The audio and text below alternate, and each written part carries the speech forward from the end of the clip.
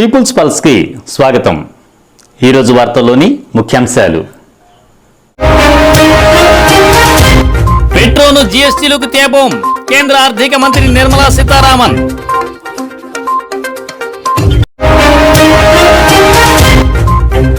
ఢిల్లీ సర్కారు అధికారాలకు కత్తెర వేసే బిల్లును లోక్సభలో ప్రవేశపెట్టిన కేంద్ర ప్రభుత్వం.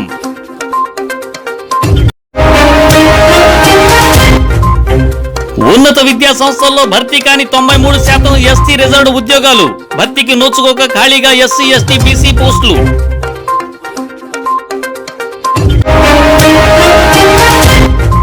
తెలంగాణ ప్రజల ఆశలపై నీళ్లు, పార్లమెంటు సాక్షిగా పసుపు బోర్డు పెట్టే ఆలోచన లేదన్న కేంద్రం.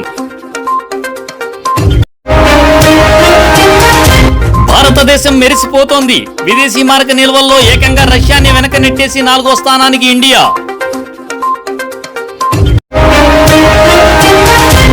స్వేచ్ఛాయుత ఇండో పసిఫిక్ కు ఓకే, ప్యారిస్ ఒప్పందం అమలుకు సిద్ధం, క్వాడ్ దేశాధినేతలు.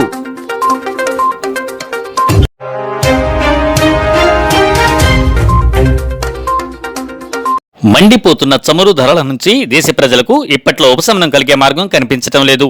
వస్తు సేవల పన్ను జీఎస్టీ పరిధిలోకి ముడి చమురు, పెట్రోల్, డీజిల్, విమాన ఇంధనం, సహజ వాయువును తీసుకొస్తే పన్నుల భారం తగ్గే అవకాశం ఉంటుందని భావిస్తున్నారు. అయితే వీటిని ఇప్పటికిప్పుడు జీఎస్టీ పరిధిలోకి తీసుకువచ్చే ప్రతిపాదన ఏదీ లేదని ఆర్థిక మంత్రి నిర్మలా సీతారామన్ సోమవారం లోక్సభకు లిఖితపూర్వకంగా ఇచ్చిన సమాధానంలో తెలిపారు. రాష్ట్రాలకు ప్రాతినిధ్యం ఉన్న జీఎస్టీ మండలిలో ఇప్పటి వరకు ఎవరు కూడా ఆయా ఇంధనాలను జీఎస్టీ పరిధిలోకి తీసుకురావాలని ప్రతిపాదించలేదని, ఒకవేళ అలాంటి ప్రతిపాదన వస్తే చర్చించి నిర్ణయం తీసుకుంటుందని ఆమె వివరించారు. కేంద్ర రాష్ట్ర ప్రభుత్వాల పన్నులను కలిపేస్తూ 2017 జూలై 1వ తేదీ నుంచి అమల్లోకి వచ్చిన జీఎస్టీ పరిధి నుంచి ముడి చమురు, పెట్రోల్, డీజిల్, విమాన ఇంధనం, గ్యాస్లను మినహాయించారు. వీటిపై కేంద్ర ప్రభుత్వం సుంకాలను, రాష్ట్ర ప్రభుత్వాలు వ్యాట్ను విడివిడిగా విధించడాన్ని కొనసాగిస్తున్నాయి. దీంతో వీటి ధరలు మండిపోతూ సామాన్యుల నడ్డి విరుస్తూ ఉన్నాయి.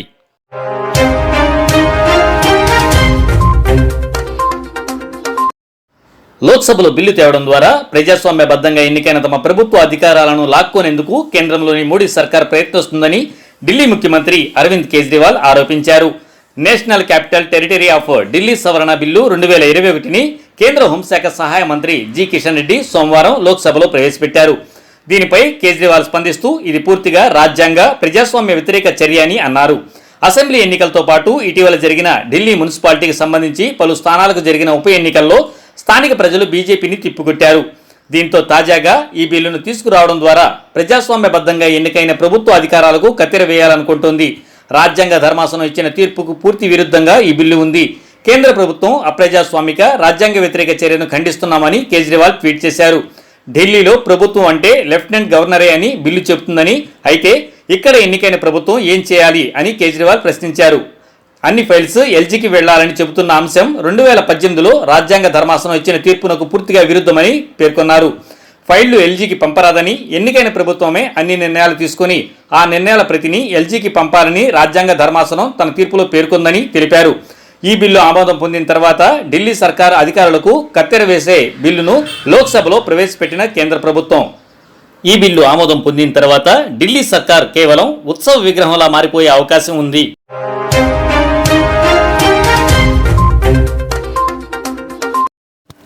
రిజర్వేషన్ల అమలుకు ఒక వ్యూహం ప్రకారం కేంద్ర ప్రభుత్వం గండి కొడుతుందా? వివిధ ఉన్నత స్థాయి ఉద్యోగాల భర్తీకి సంబంధించిన తాజా గణాంకాలు పరిశీలిస్తే అటువంటి అనుమానమే కలుగుతోంది. సాక్షాత్తు లోక్సభలో కేంద్ర మంత్రులు అందించిన వివరాల ప్రకారమే సెంట్రల్ వర్సిటీలతో పాటు పలు ఉన్నత విద్యాసంస్థలకు సంబంధించిన వేలాది ఉద్యోగాల భర్తీకి నోచుకోలేదు. సెంట్రల్ యూనివర్సిటీల్లో ఎస్టీలకు రిజర్వ్ చేసిన ప్రొఫెసర్ పోస్టులు 93% భర్తీ కాలేదని కేంద్ర విద్యాశాఖ మంత్రి రమేష్ పోఖ్రియాల్ సోమవారం లోక్సభలో తెలిపారు. అదేవిధంగా ఐఐఎంలలో ఎస్టీలకు రిజర్వ్ చేసిన వాటిల్లో 80% ఇంకా ఖాళీగా ఉన్నాయని చెప్పారు. 3 కాంగ్రెస్ ఎంపీలు అడిగిన ప్రశ్నకు మంత్రి రాతపూర్వక సమాధానం ఇచ్చారు. కేంద్ర సంస్థల్లో ఓబీసీలకు రిజర్వ్ చేసిన ఫ్యాకల్టీల్లో సగానికి పైగా స్థానాలు ఖాళీగానే ఉన్నాయని, ఎస్సీ, ఎస్టీలకు రిజర్వ్ చేసిన వాటిల్లో 40% పైగా భర్తీ కాలేదని తెలిపారు.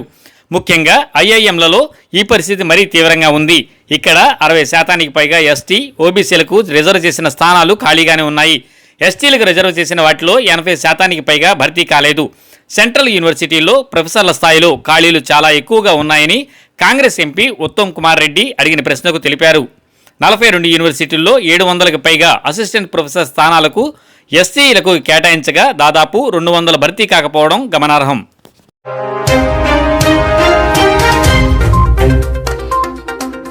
తెలంగాణ ప్రజల ఆకాంక్షను కేంద్ర ప్రభుత్వం మరోసారి నీరుగార్చింది. తెలంగాణలో పసుపు బోర్డు ఏర్పాటుపై సోమవారం కేంద్ర ప్రభుత్వం కీలక ప్రకటన చేసింది. తెలంగాణలో పసుపు బోర్డు ఏర్పాటు చేసే ప్రతిపాదన ఏదీ లేదంటూ కేంద్రం పార్లమెంట్లో స్పష్టం చేసింది. పసుపు బోర్డుకు బదులు సుగంధ ద్రవ్యాల ఎగుమతుల కోసం కేంద్ర వాణిజ్య శాఖ స్పైసెస్ బోర్డు రీజనల్ కార్యాలయాన్ని నిజామాబాద్లో ఏర్పాటు చేశామని కేంద్రం గుర్తు చేసింది. పసుపు, ఇతర సుగంధ ద్రవ్యాల ఎగుమతికి వరంగల్, హైదరాబాద్, నిజామాబాద్, ఖమ్మంలో బోర్డు కార్యాలయాలు ఉన్నాయని వెల్లడించింది.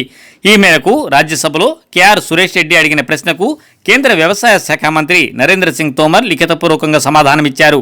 పసుపు, ఇతర సుగంధ ద్రవ్యాల ఎగుమతికి ప్రాంతీయ బోర్డు కార్యాలయం ఉన్నందున పసుపు బోర్డు పెట్టే ఆలోచన ఏదీ లేదని ఆయన ప్రకటించారు. ఇదిలా ఉంటే గత పార్లమెంటు ఎన్నికల ముందు తాను ఎంపీగా గెలిస్తే నిజామాబాద్లో పసుపు బోర్డు ఏర్పాటు చేయిస్తామని ధర్మపురి అరవింద్ రైతులకు హామీ ఇచ్చారు. అనంతరం ఆయన ప్రస్తుతం ఎమ్మెల్సీ కవితపై అరవింద్ విజయం సాధించారు. అప్పటి నుంచి కూడా పసుపు బోర్డు ఏర్పాటుపై రైతులు డిమాండ్ చేస్తున్నారు.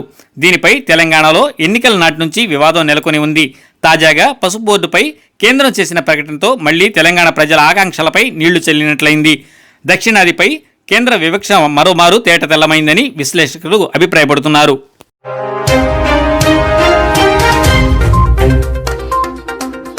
భారతదేశం వెలిగిపోతోంది. సంపన్న దేశాల సరసన చేరేందుకు భారత్ ఉరకలు వేస్తోంది. ఇదేదో ఆషామాషిగా చెబుతున్న మాట కాదు.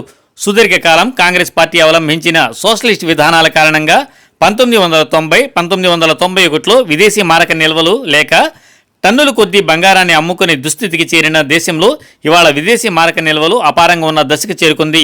ఈ పరిస్థితికి బీజం వేసింది దివంగత ప్రధానమంత్రి పివి నరసింహారావు అన్న విషయం నిర్వివాదాంశం.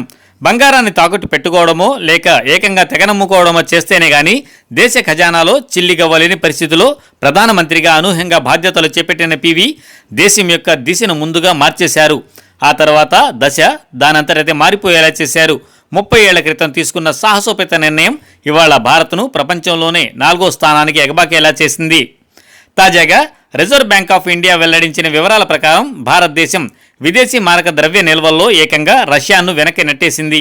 4వ స్థానానికి ఎగబాకింది. విదేశీ మారక నిల్వల్లో రష్యాను అధిగమించి ప్రపంచంలో 4వ అతిపెద్ద విదేశీ మారక నిల్వల దేశంగా ఇండియా నిలిచింది. South Asian countries central bank పెట్టుబడుల ఉపసంహరణ చర్యలకు వ్యతిరేకంగా ఆర్థిక వ్యవస్థను పరిరక్షించడానికి డాలర్లను నిల్వ చేయడంతో భారత్ విదేశీ మారక నిల్వ గణనీయంగా పెరిగాయి. ఈ ఏడాది పెట్టుబడులు వేగంగా పెరిగిన తర్వాత రష్యా, ఇండియా దేశాల విదేశీ మారక నిల్వలు దాదాపు సమానమయ్యాయి. కాగా గడిచిన కొద్ది వారాల్లో రష్యా కంపెనీల్లో పెట్టుబడులు వేగంగా తగ్గిపోయాయి. దాంతో రష్యా, భారత్ దేశాల ర్యాంకులు తారుమారయ్యాయి. భారత్ ఓ ర్యాంకు ముందుకు వచ్చింది. ఫలితంగా ప్రపంచ విదేశీ మారక నిల్వల్లో భారత్ 4వ స్థానాన్ని ఆక్రమించింది.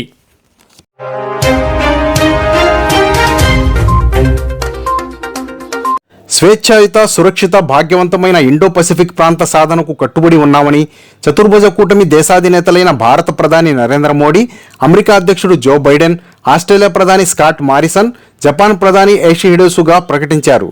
పర్యావరణ మార్పు ఇండో పసిఫిక్ ప్రాంతానికే కాక ప్రపంచ దేశాలన్నిటికీ సవాల్గా మారిందని, ఈ నేపథ్యంలో ప్యారిస్ ఒప్పందాన్ని బలోపేతం చేయడానికి తాము కలిసికట్టుగా పనిచేయడమే కాక ఇతర దేశాలతోనూ కలిసి పనిచేస్తామని వారు ఒక సంయుక్త సంపాదకీయంలో పేర్కొన్నారు. అలాగే కరోనా మహమ్మారి నిర్మూలనకు వ్యాక్సిన్ల వేగవంతమైన సరఫరాకు కృషి చేస్తామని హామీ ఇచ్చారు. శుక్రవారం క్యాడ్ కూటమి అగ్రనేతలు తొలిసారి ఆన్లైన్ ద్వారా భేటీ అయ్యారు. తొలి సమావేశం తర్వాత 4 దేశాల అధినేతలు కలిసి రాసిన ఓపెన్ ఎడిటోరియల్ వాషింగ్టన్ పోస్ట్లో ప్రచురితమైంది.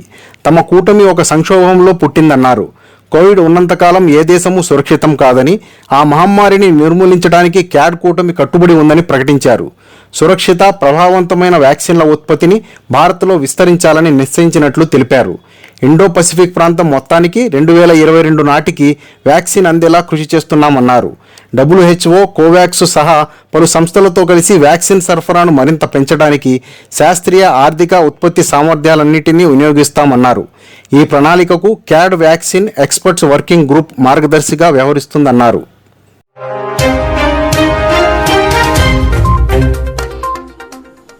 వార్తలు ఇంతటితో సమాప్తం. చూస్తూ ఉండండి పీపుల్స్ పల్స్. సామాన్య ప్రజల గుండె సవ్వడి, ప్రజానాడి. చూస్తూ ఉండండి పీపుల్స్ పల్స్.